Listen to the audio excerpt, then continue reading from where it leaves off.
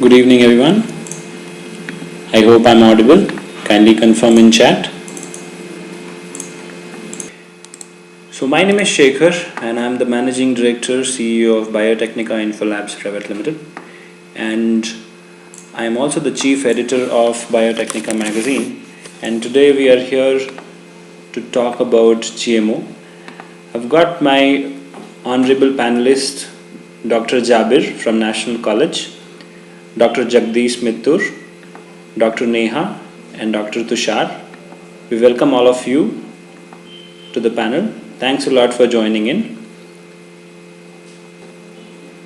Alright, so let us start this webinar with one very sad thing, that one of our products is being criticized globally. And let me start this with an outright apology to all of you that we are bioscientists. Yes, that's a sad plight of us, that whatever we produce becomes a part of criticism rather than applaud. We try to solve a problem, and the people in this world, instead of appreciating, go ahead and reject it. And that's what is happening to one of our products, genetically modified food. So, when we talk about genetically modified food, how many of you have heard of it? How many of you are from biosciences sector?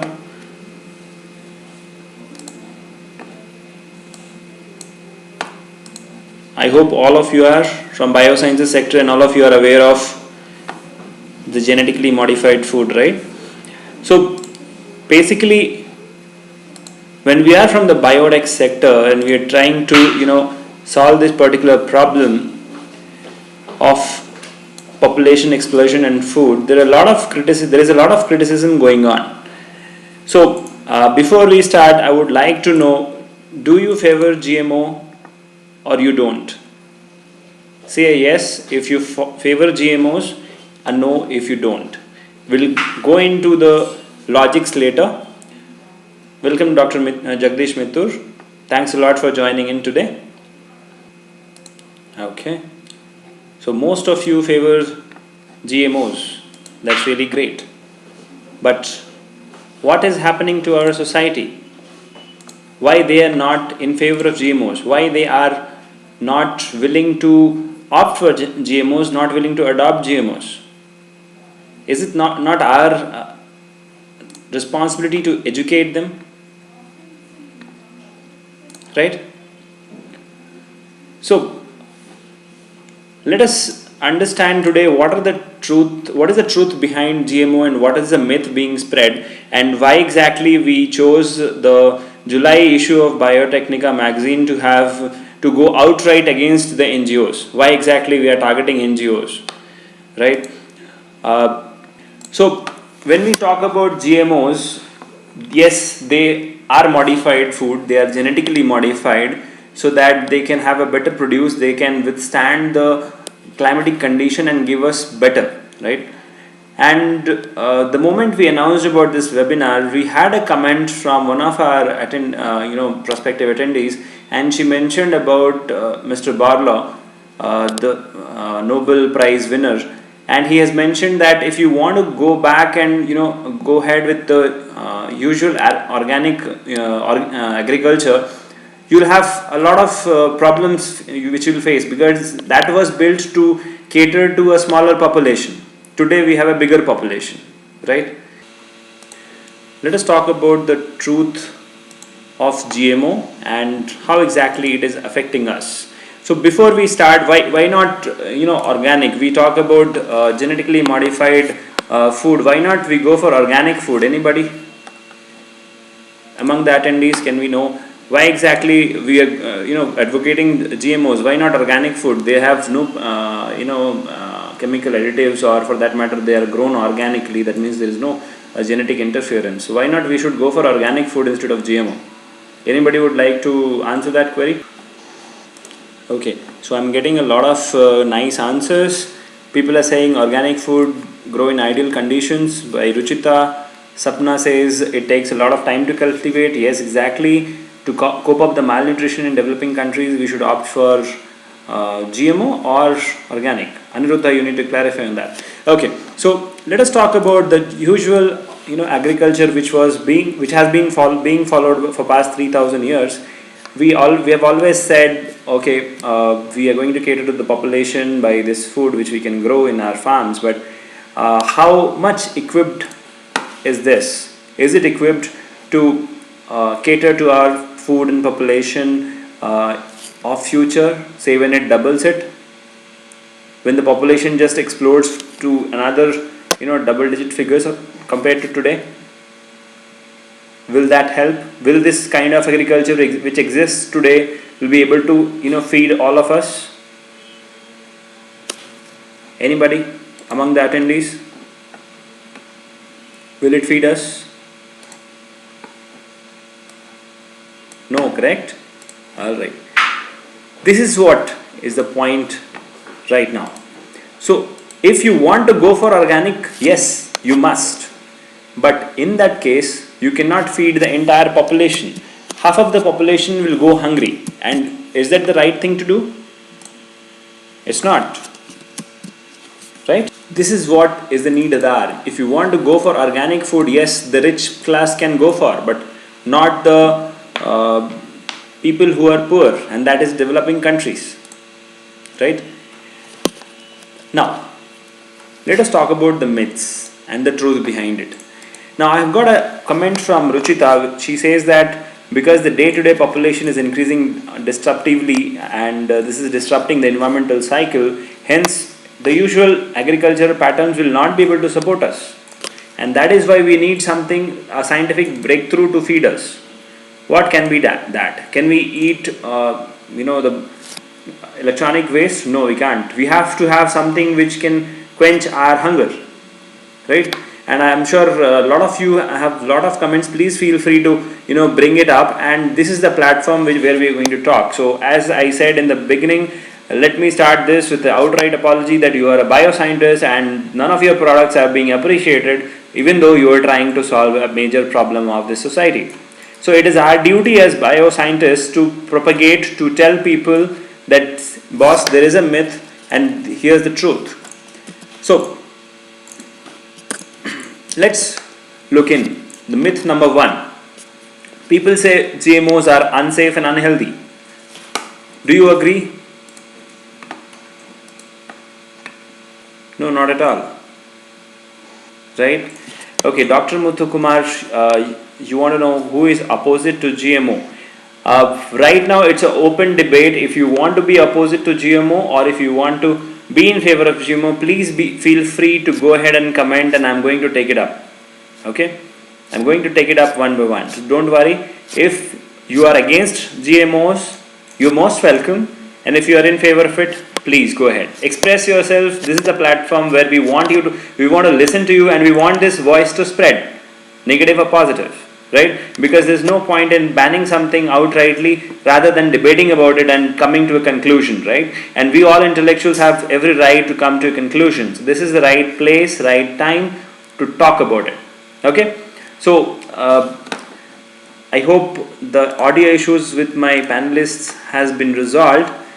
Let us listen in to Dr. Jagdish. Can you hear me? If you can, please confirm. Can you please hear me? Yes, I can hear. Okay, great. So, Dr. Jagdish, a lot of us have been listening to this, that GMOs are unsafe and unhealthy. What's your take on this, sir? Well, scientific data clearly indicates that it is not unsafe. A lot of tests have been conducted on all the GM products that have been released so far. Without that approval, the products would not have been released. Probably GM products are the most stringently regulated and tested products that we can have, perhaps more than anything else that we might have seen in the society. Without that, I'm sure they would not have released it. So I fully believe in the safety of the GM products, and in view of many other things that are going on in the society, GMs seem to be far safer than anything else that we have. All right. So what exactly should be done now to break this myth and tell the general masses that they're totally safe for consumption? What is your take on this part, sir? Right. Yeah. So we got to be communicating more. We got to be getting people to put some time into the actual thought process of exactly what happens behind the GM crops and the GM concepts. Without that, someone can easily detract them by putting a fear into them without any scientific proof to it. So we, like your journal and other journalists and scientists and other communicators, have to spend more time with the people who doubt this technology and get them to have patience to really understand the science behind the technology so that they can see the value. Okay. Thanks a lot, Dr. Jagdish, for your valuable input. And as he says rightly that they are totally safe for consumption, it is our duty as a bioscientist to tell our friends, our peers, our people around, because today everybody is a media, because we all belong to the age of social media. So let us tell each one of us and everybody who is out there in our network that they are totally safe and totally healthy for consumption, and it is scientifically proven, right? And as Dr. Jagdish said, we need to be more vocal about it. Okay, so if we are not vocal, we cannot reach help the general masses come to a conclusion. Now coming to the third aspect which we have highlighted in our July issue is the NGOs or the people who are sitting at a higher place in the society, and they are commenting against GMOs, right? So I would like to invite my attendees to comment on this. How exactly or how many times you have heard of people or NGOs from different countries coming against, all out against the GMOs and saying we should never go ahead and consume them. I'm sure you must have heard of many. Can you name any of the NGOs which you have been listening to?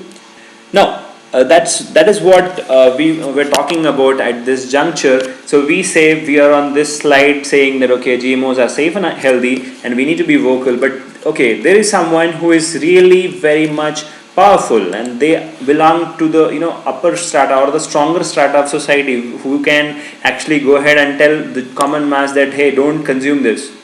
How should we propagate our views? Is by sharing about GMOs, in favor of GMOs. I hope my attendees agree to that. Anybody who doesn't agree? Anybody who doesn't agree, can you please comment your view so that we can have a nice debate over here? Okay. All right. So Meenakshi says the Greenpeace and an international NGO which is vocally against GMOs and repetitively against GMOs. Okay. Right. Okay. Shubhangi says GMOs are safe, but we will lose the originality of the specific plant. Yes. So how do we answer this question? What if we lose the originality of the plant? So any of my panelists would like to answer in this case? Can I take that question? Sure, sir. Please go ahead. Yeah. Well, we are faced against the challenges in the society versus what we can preserve from our previous generations. So we have to find that balance. So the population has grown to an incredible number. It's just bursting out. So we're looking at 1.3 billion now of human population plus a huge number of animal population that the country of India, the land of India has to support. So unless we come up with newer varieties, newer traits that can improve the yield, the nutritional value, and they reduce the time of harvesting, we're not going to feed them all. We're not going to feed ourselves. We're not going to feed the animals that are dependent on us. So while it would be fantastic to preserve all the old land races,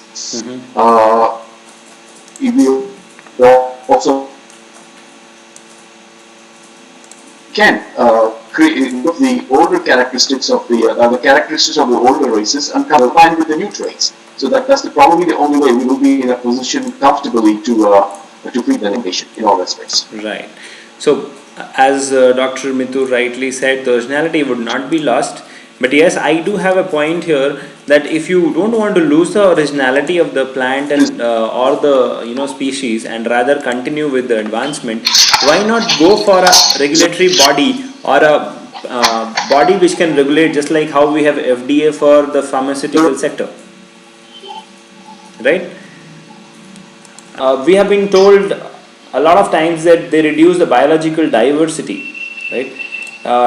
And let's listen in to one of our panelists, Dr. Neha. If you can hear me, can you please go ahead? Yeah, I can hear you now. Okay. Can you just repeat your question?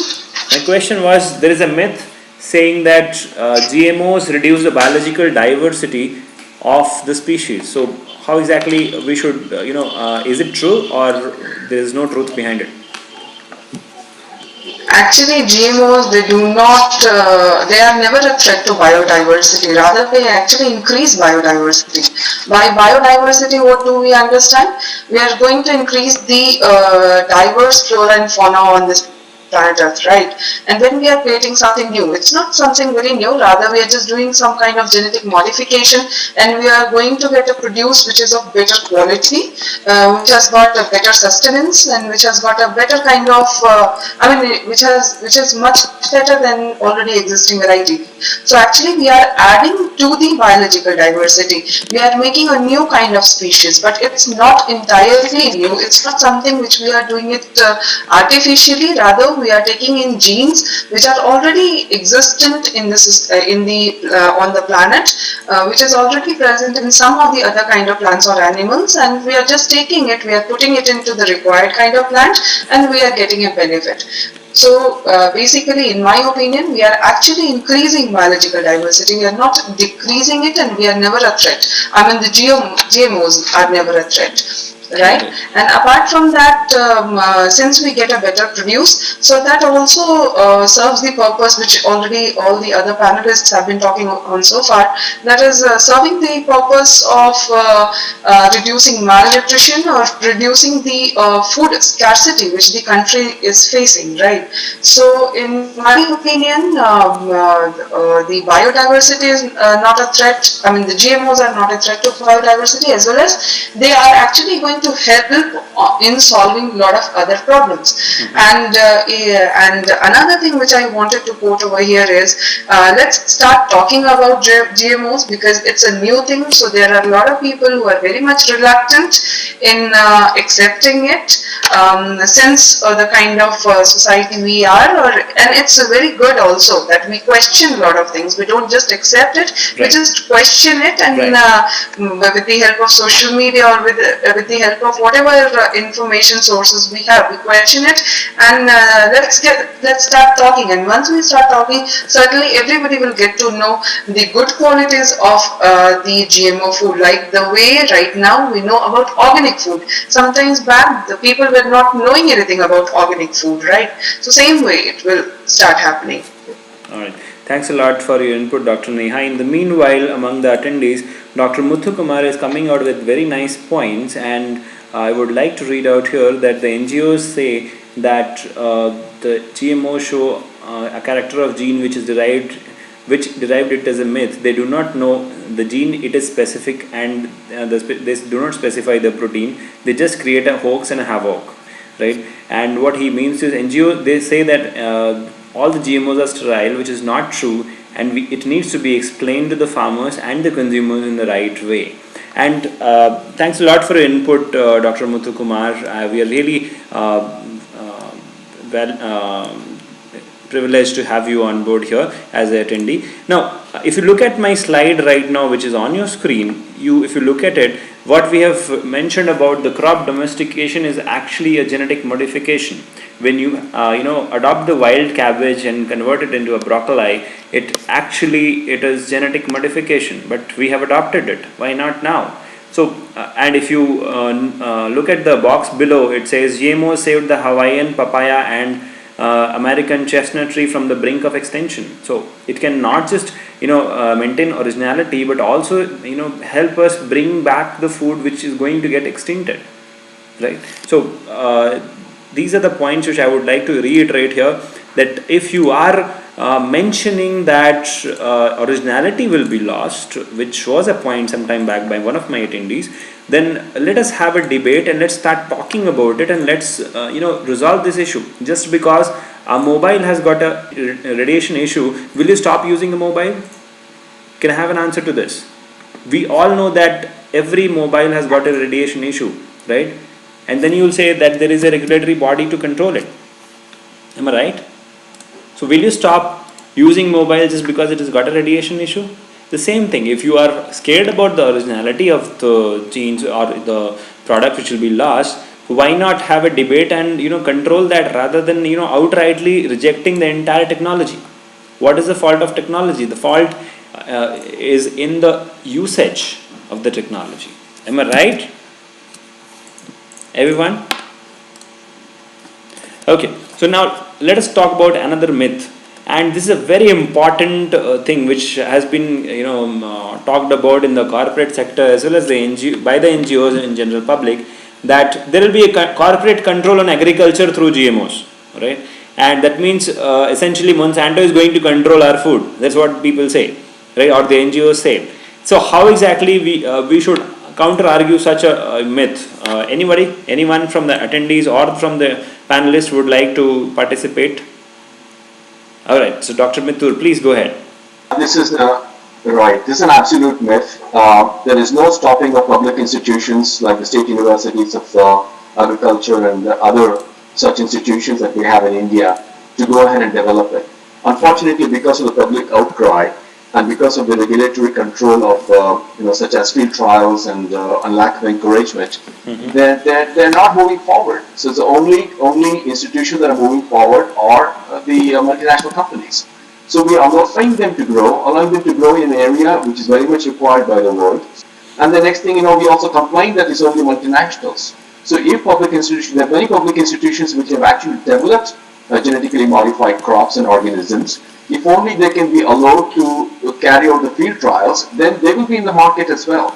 So why should we think that it's only the corporate that's going to control? So we got to be in it to win it. So let's also play the game. Let the public institutions be allowed to play the game. That's one thing. Second thing is, show me from the time that we get up in the morning to the time that we go to bed, which is one product that is not necessarily developed by a corporate sector. Of course. Right? And these corporate sectors, so we don't carry any myths about that. We enjoy using all of them. We were never fearful of, oh my God, corporate control is going to control my toothpaste or my beauty products or whatever it is. We don't worry about that. Only when it comes to something that farmers have to use, we come and protest against multinational companies. So again, this is a bit of hypocrisy that we should really ask ourselves, are we doing the right thing or not? So I would like attendees or anybody to give me one example which, other than the air that we breathe in India and perhaps the water that we drink in India, show me one product from the time you get up in the morning to the time you go to bed that was not developed by a corporate sector, either Indian corporate sector or multinational corporate sector. Of course. Let me add on some points here. If you say the corporate sector is going to control your food, corporate sector is already controlling your pharmaceuticals, right? A major chunk of it is being manufactured by the corporate sector and not just government sector. So how do you mitigate that? How can you say that if food is being controlled by the corporate sector is going to be a umbrella corporation? It's not, correct? All right, so let's listen into some of my attendees, and they do have some questions at this juncture. Debashri asks, does GMO affects our physiological state? Of course not. It doesn't. Okay. So there is no question that the corporates are going to destroy or going to control your food. Rather, we all have to join hands, whether it is public sector or private sector, to solve this problem. Let's talk about the problem, and the problem is food.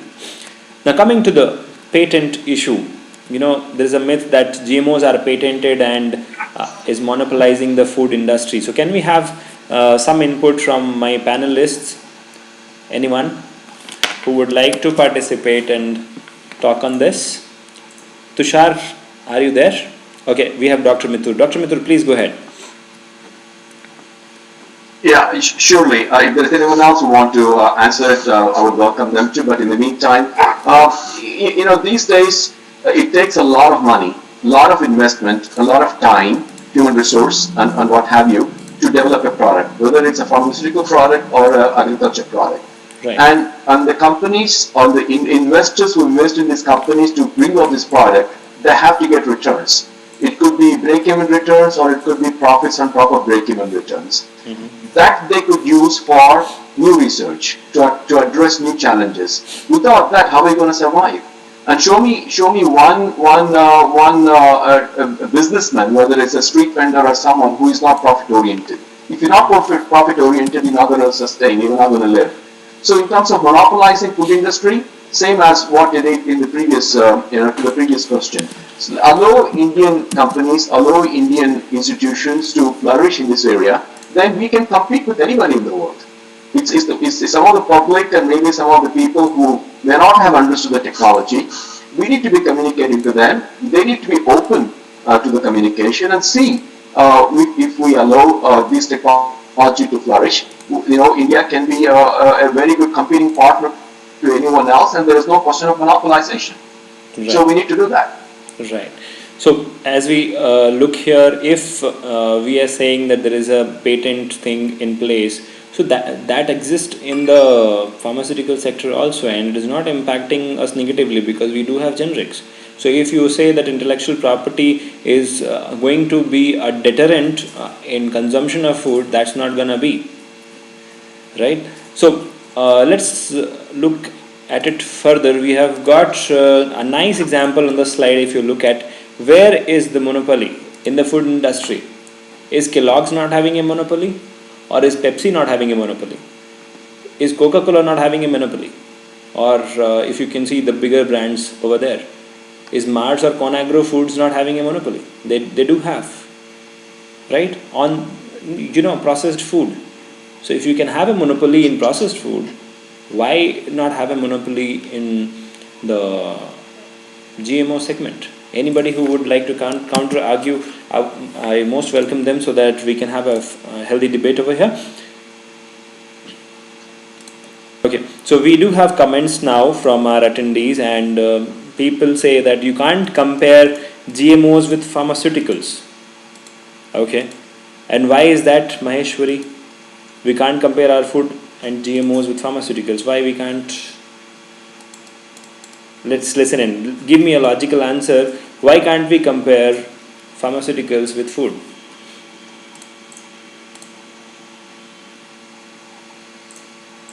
And one more question here, the comment here from Meenakshi is monopoly in processed food is entirely different than monopolizing regular cereals, right? I totally agree with you, Meenakshi. So right now, is this a problem with the technology, or is this with how we're going to use it, right? So now Maheshwari again has a good point that we're not going to use pharmaceuticals on a daily basis, but we do use nutrients or food on a daily basis, right? Now let us talk about this in detail, and thanks a lot that we are having counter arguments here. So what we have got here is the monopoly which the processed food is having when we are comparing with the pharmaceutical food. It is nothing wrong with the technology such as GMOs, right? The usage is wrong. Am I right? Yes. See, the usage is wrong. There is nothing wrong with the technology. If we use it correctly, then there is no problem as such. Correct? So when we are saying, okay, you cannot compare with pharmaceuticals. Okay, I totally agree with you, maybe. But is there a problem with the technology, or is it a problem with the usage? For example, nuclear energy. Now you will say don't compare nuclear energy with GMO. Yes, I'm not comparing, but I'm just telling you the usage. Okay, if nuclear energy is used in a right manner, it gives us energy, electricity. But if we don't use it in the right manner, it can destroy us, right? Same way. If science has got both sides, right? So if we say, okay, monopoly should not be there, then go ahead, form a regulatory body rather than rejecting the technology altogether, right? Can I add one point there? Yes, ma'am, please go ahead. See, everywhere there is monopoly.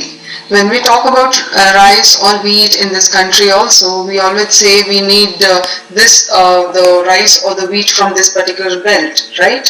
We always say we would like to eat basmati rice, we don't want this kind of, we need a long grain rice. So everywhere there is monopoly, right? Whether it is in the food segment, whether it is in the processed food segment, or whether it is in any kind of cosmetic segment. So monopoly is there, but yes, government needs to have full or a foolproof kind of policy wherein they can break that monopoly.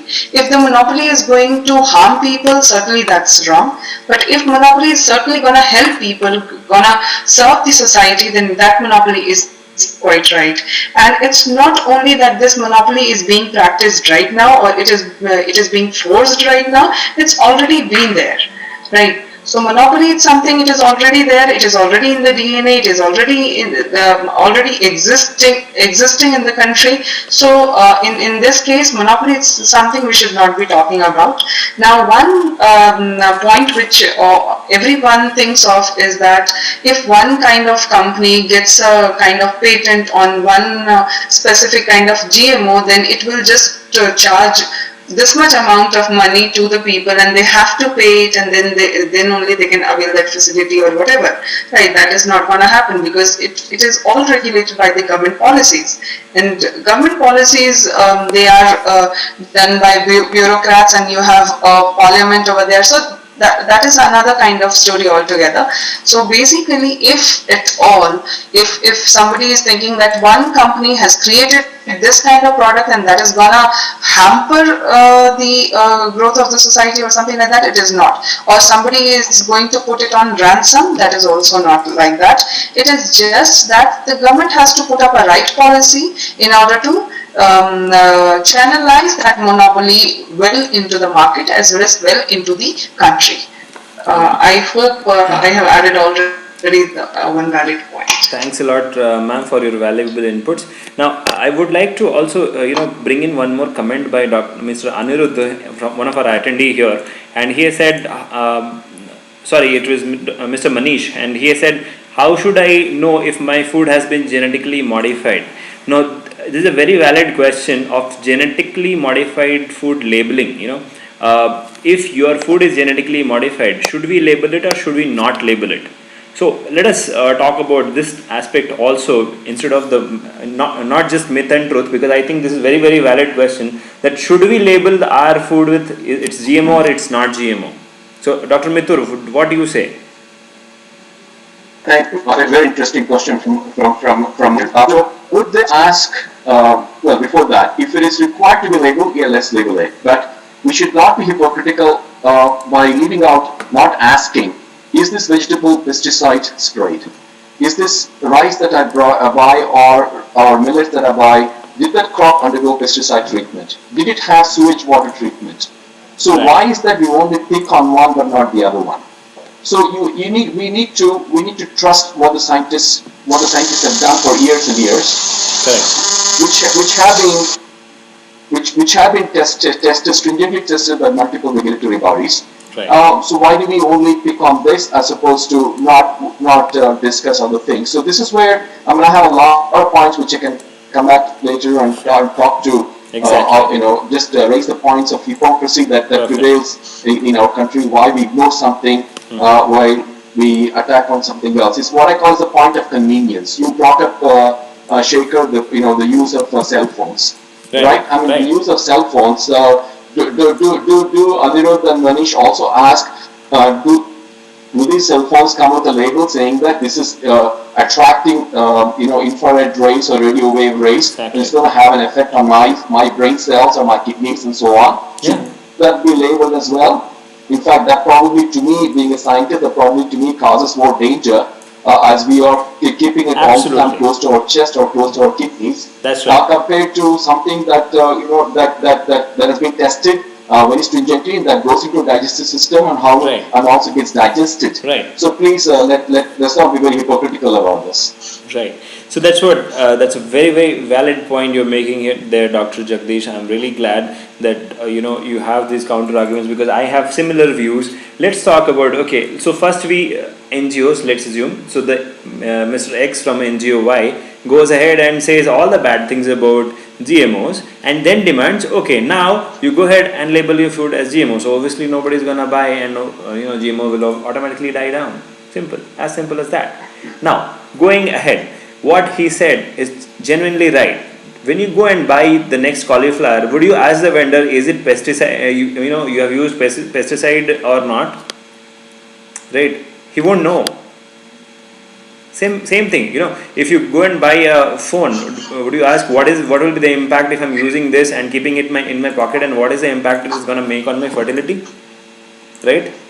It has been spoken a lot that mobile phones are rendering people infertile, especially in males. So why not debate against that also?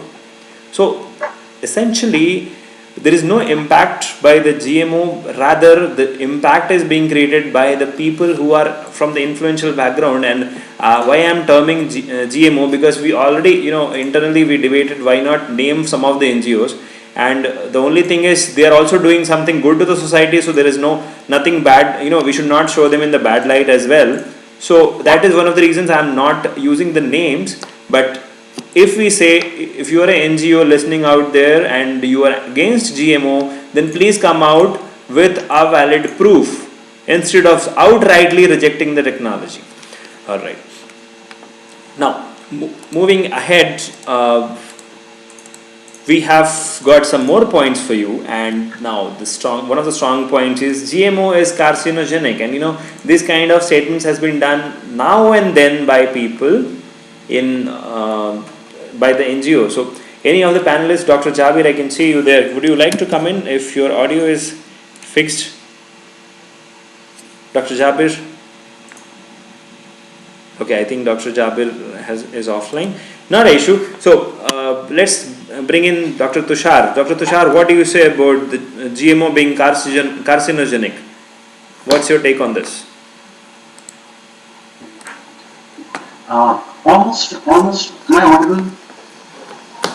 I audible? Yes, you are audible. Go ahead. Okay. Thank you, Shekhar sir, for giving me an opportunity to express my views. Now, almost 90 to 95% of feed, of animal feed that is used in America, that is genetically modified. If it would have been carcinogenic, we would definitely have seen evidence where we would have seen some animals having tumorous growth, and there would have been an outcry about it.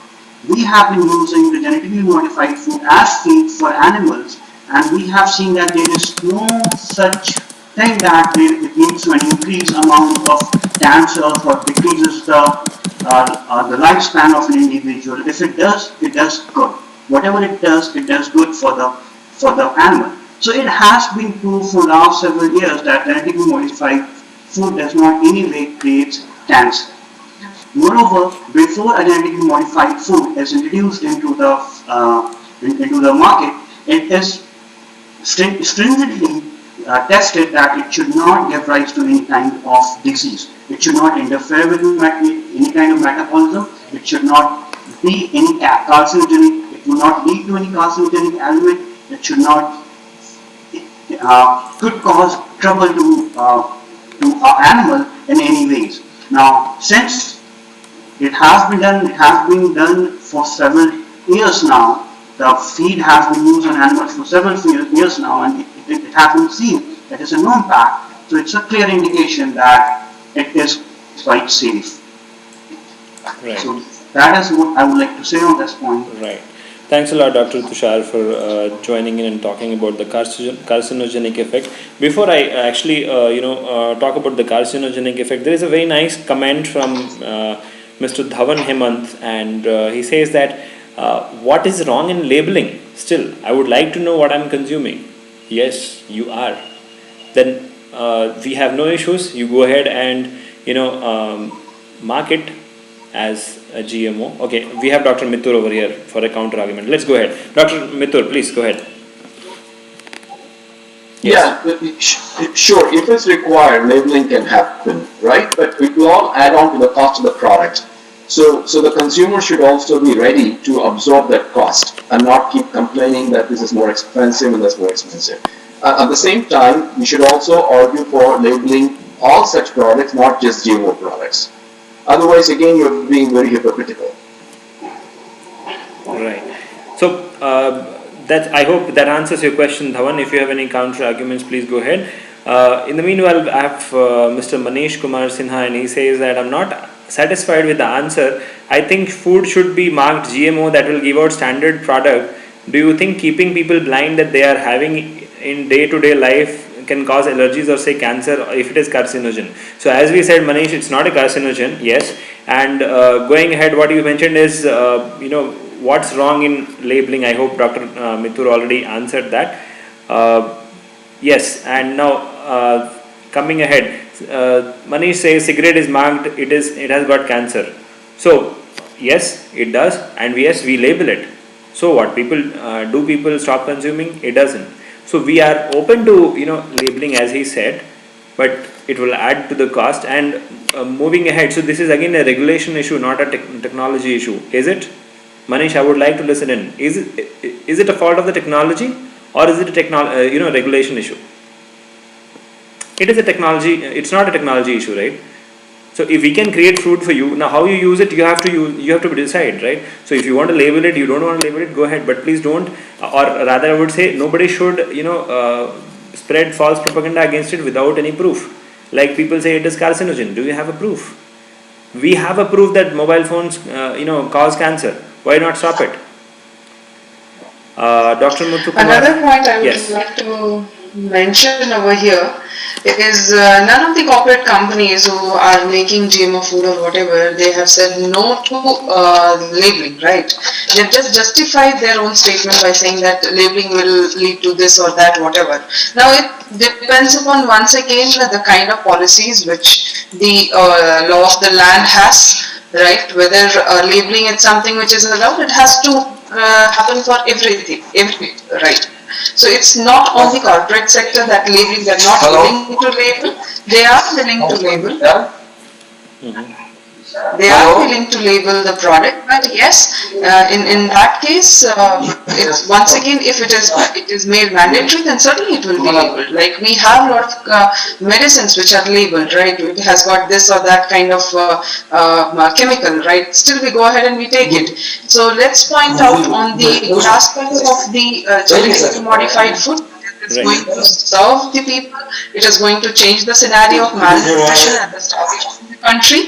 It is going to help the people get vaccinated. Like sometime back I was reading that some people, they cannot afford getting vaccinated for some or the other kind of pathogen. Rather, they can go ahead and they can purchase a banana or some kind of food product available in the market, and they can get vaccinated with that. So the main novel concept of producing a GMO is this, right? It's not going, if we want to, if the people who are producing GMO, they want to play with the life of the other people, then certainly we are just going to disrupt our market as corporate sector, which a corporate company will never do, because it has to stay in the market for longer duration. It is not open just to serve for 1-2 years and vanish, right? So it is not going to produce something which is just going to have a deleterious effect on the surrounding or on the society. Right. So nobody had said no to labeling.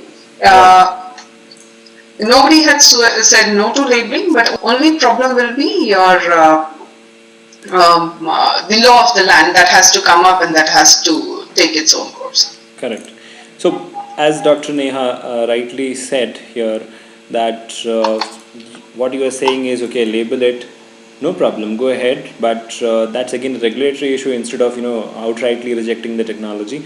I hope my attendees agree to that. And now quickly, because I'm running out of time, essentially I had 60 minutes and I have overshot that, so I will quickly try to conclude on this. So what GMO crops bring to the table is, of course, as you can see on your screen, pest resistance, improved nutrition, pharmaceuticals into the plant, salinity resistance, disease resistance, and a better yield. they produce higher yields, and they are herbicide tolerant and cold tolerant. And of course, we as our population is increasing, we are going to use lot of land, lot of real estate. Already you know what is the price of real estate in our country, or for that matter in the entire world. So obviously the agricultural land is shrinking, so you need better produce per hectare or per acre of land.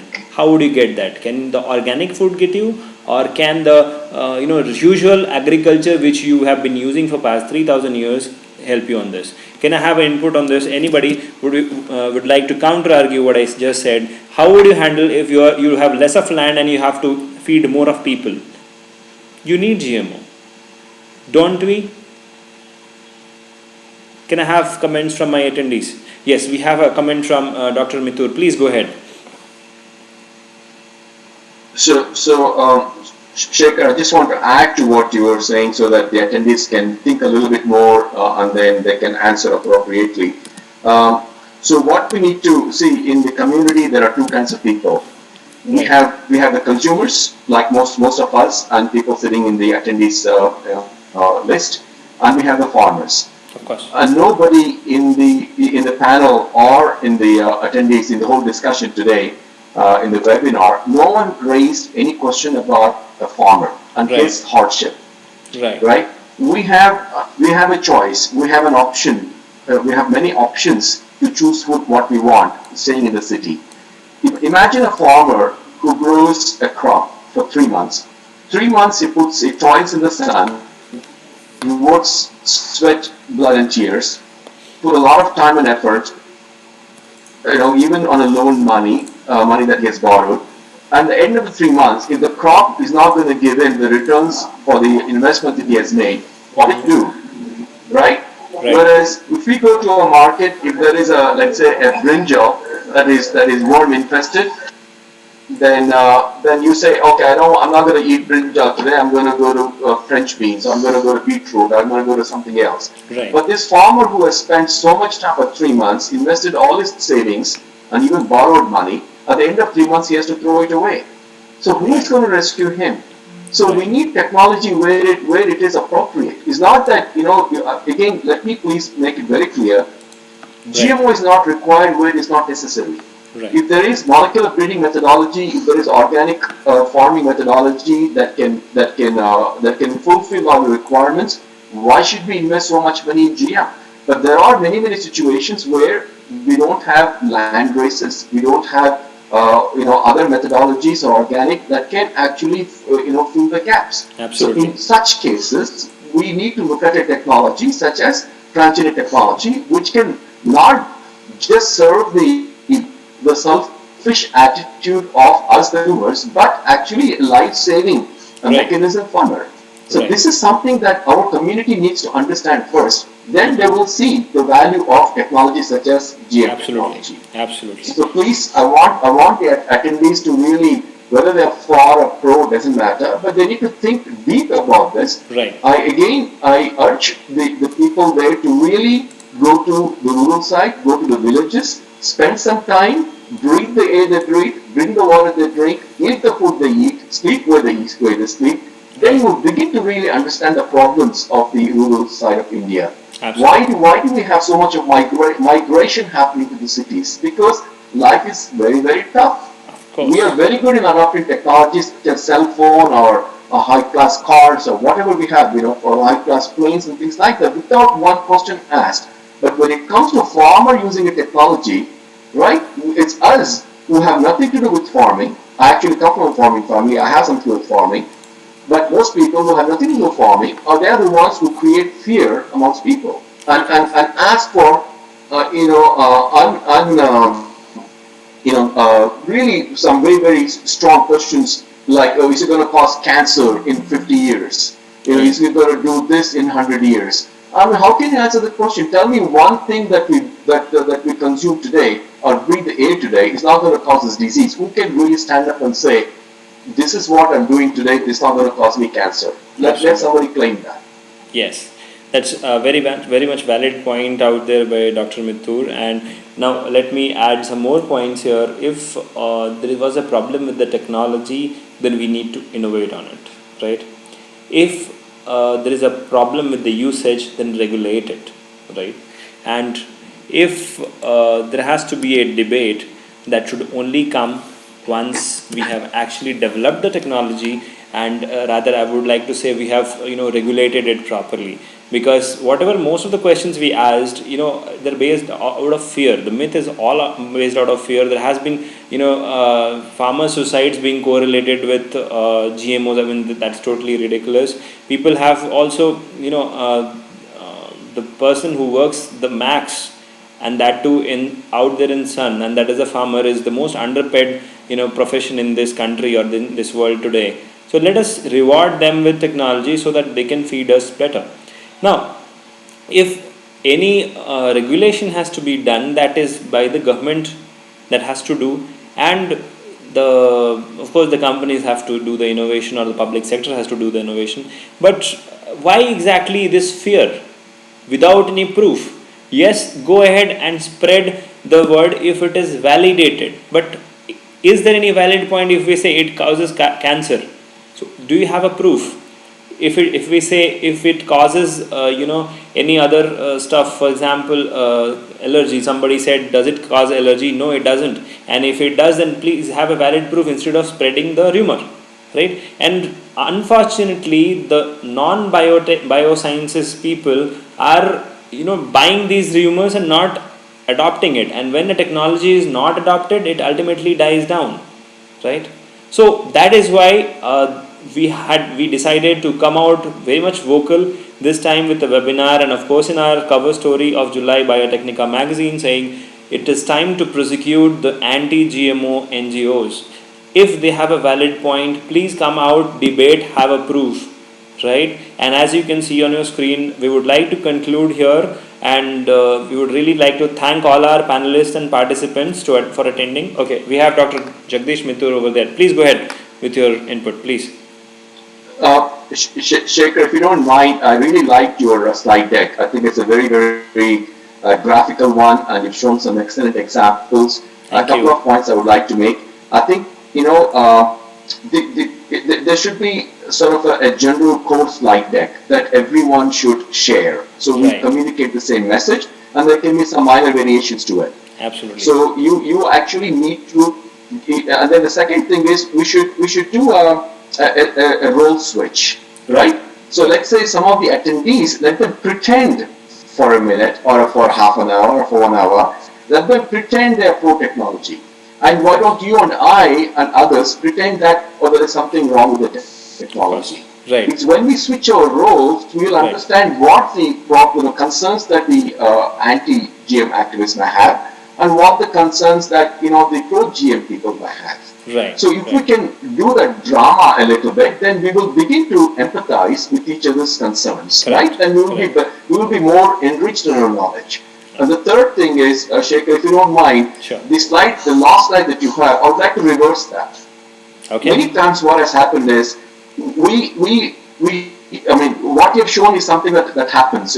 Scientists are very curious. We always want to find something, out of curiosity, right? And then we struggle to get it approved in regulatory boards. Then we try to struggle to get it accepted by the consumers. Why can't it be reversed? Let's say first, before the fourth point I would like to add to this slide, besides the three that you already have, after reversing, is identify the challenges first, debate how solutions can be found for the challenges we have. Right. Okay, let's say for example, dengue virus or Ebola virus, that's a challenge that we all know that exists in the society, or malaria or TB and things like that in the area of pharmaceutical and health. So that's the challenge we have identified. Everybody agrees there's a problem, right? Now have a debate on that. What kind of cure you would like? Let's all accept there are multiple ways of coming up with the cures, right? Then go to the regulatory bodies. If we come up with this particular cure, will you have any problems, passing this through to the society? And then sort out all the concerns, and then start innovating. Right. The problem we have had is we've gone ahead with excitement, innovated a lot of things. The problem is either get stuck in the regulatory bodies, or if it passes that, the problem is the consumers don't accept, and there are many people who don't have time to understand technology. All they can do is fear one fear, and that fear can spread like wildfire, and the entire community is opposing technology. So this is my ending statement. Sorry it took so much time. Not a problem. And thanks a lot the attendees and the panelists for joining in. As Dr. Mithur said, and with due respect, what I have mentioned on the slide is, innovate first, regulate better, and then, debate later. And what he said is, get the technology accepted by the way having debate first and getting the, asking the people who say that okay there is a problem about food and asking how do you intend to solve it, and then that way the adaptability of the technology will be better. And that is the biggest challenge which we are facing for GMOs today. And I hope all of you agree over there that we have innovated a lot, we have come out with the technology, and now we are struggling hard to get it accepted, and there is a propaganda going on to go anti to the technology, and that's certainly not going to help the mankind. So certainly we need platforms like these where we can reverse the roles, and we can actually dramatize a situation where we ask people what can be the reverse effects and how exactly we go ahead, and for that matter we can actually record and re-record and relay this to the general masses, and for that matter to the regulatory bodies, or for that matter the anti GMOs. Yes, Dr. Mithur, you have a point over there. Please go ahead. Shekhar, I'm sorry. I'm sorry I keep running in. So other thing, you could actually challenge the attendees is that, yes. I think you should challenge them saying that, look, this is the problem that we have in India. You come up with a solution to solve this problem. Like feeding 1.3 plus billion people and all the billions and billions of animals. We're going to be running out of food. We're going to add more and more people by another 15, 20 years. Right. So let them get together, form a team.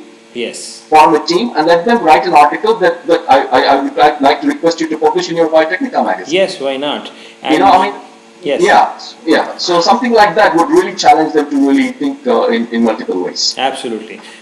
That's really a great idea, Dr. Mithur. Thanks a lot for your input. And yes, I am really happy that one of the attendees has written over there that finally this webinar is beneficial for me for discarding my myths. Thanks a ton. Now I will favor GMO, and that means a lot for us. Thanks a lot people out there for attending, joining in and listening to us. Now it's your duty to please go ahead and talk to the masses over there. They are all in your network. Tell them that GMO is safe, non-carcinogenic, and almost completely healthy to consume. Please go ahead. Thanks a lot everyone for joining in. I would be ending the webinar right away, and we'll see you shortly with next sequence of this, because Dr. Mithur, what he has said, I really agree to this. Shortly we'll announce another webinar which will actually help us propagate this pro GMO thing again. Okay, we do have one more input from Dr. Jabir. Let's quickly listen in, and then I'll like to conclude. Dr. Jabir, can you please go ahead? Yes, you'll have to unmute your mic.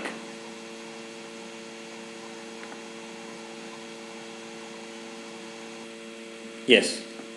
Hello, do you hear me now? Yes, sir. This is a way that the propaganda should start actually, and get all the people who work in biotechnology background and get them propagate the message all around the public and the community, and also reach the policymakers and make it a big movement so that we break all these myths.